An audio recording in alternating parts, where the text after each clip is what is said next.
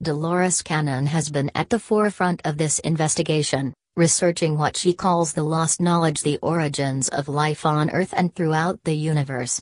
In this article she shares this information, which she admits is controversial, a view of planetary transformation that is both mind-bending and awe-inspiring. And I saw a new heaven and a new earth, for the first heaven and the first earth were passed away. Revelation 21. My research in the field of hypnosis has taken me on unimaginable journeys through time and space to explore the history of the past and the possibilities of the future. When I first began my investigations through past life therapy, I thought I would only find people remembering lives on Earth, because naturally that was all we knew about. My belief system has really been stretched and extended over the past 30 years. As my work progressed, I was given a great deal of information about the beginning of life on Earth. I was told that this is the time for this knowledge to come forth. We are moving into a new world, a new dimension, where this information will be appreciated and applied. During my work, I have heard much about everything being composed of energy. The shape and form is only determined by the frequency and vibration. Energy never dies, it only changes. I have been told that the Earth is changing its vibration and frequency and preparing to rise into a new dimension. There are countless dimensions surrounding us all the time. We cannot see them because as the vibrations speed up, they are invisible to our eyes. It is important for us to know more about this shift to a new dimension because it is coming soon. Earth is a school that we go to and learn lessons, but it is not the only school. You have lived on other planets and in other dimensions. You have done many, many things you cannot even imagine.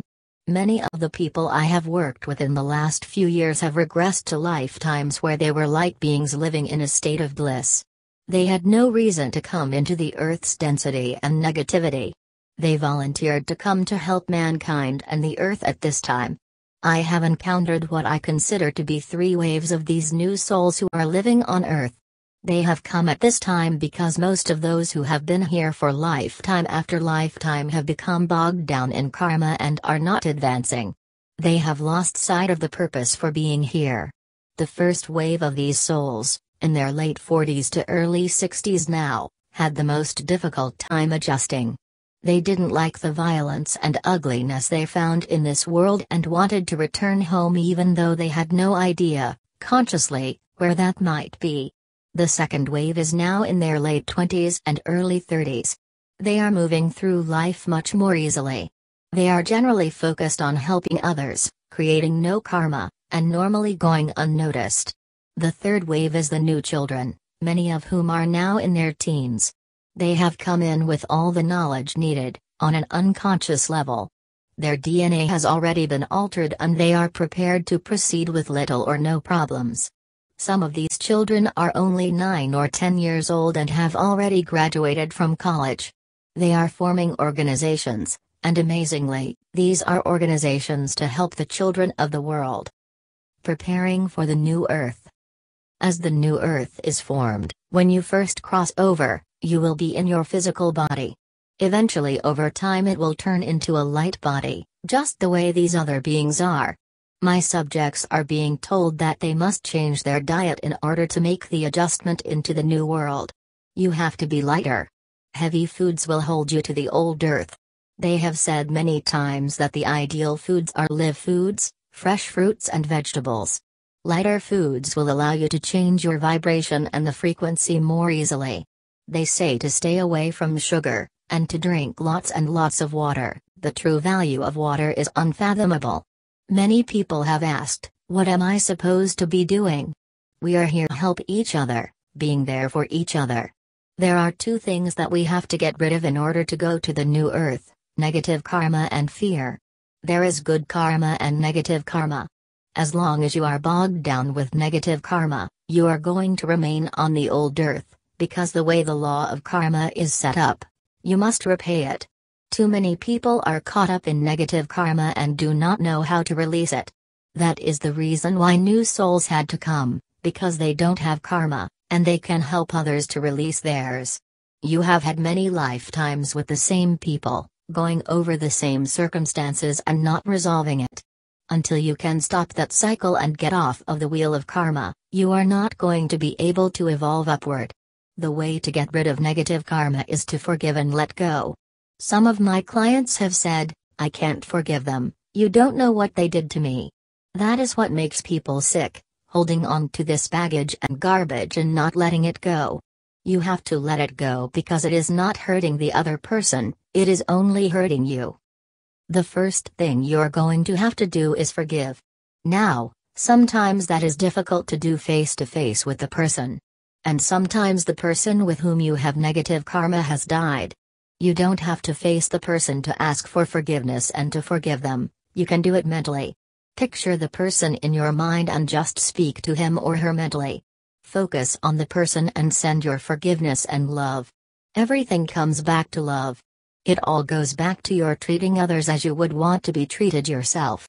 It begins to turn to the vibration of love, and that is the most powerful thing there is. Now, the second thing you have to do after that is to forgive yourself, which is also very difficult. People are always good at blaming others without looking at themselves. It takes two to create a situation. Even though you consider yourself to be the victim, you're still a part of the whole thing, perhaps even from a previous lifetime.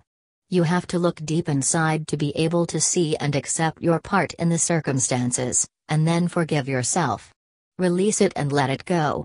It has no place in your life anymore. The second most important thing they say you have to do if you want to go to the new earth is let go of fear. Fear is a paralyzing emotion. It's the strongest emotion a human has. If you don't understand something, you are going to be afraid of it. Fear drags you down and holds you back. If you have love, there is no fear, but many people live their entire lives in fear. There is so much on TV, in movies, and elsewhere trying to generate fear. You have to think for yourself and ask lots of questions.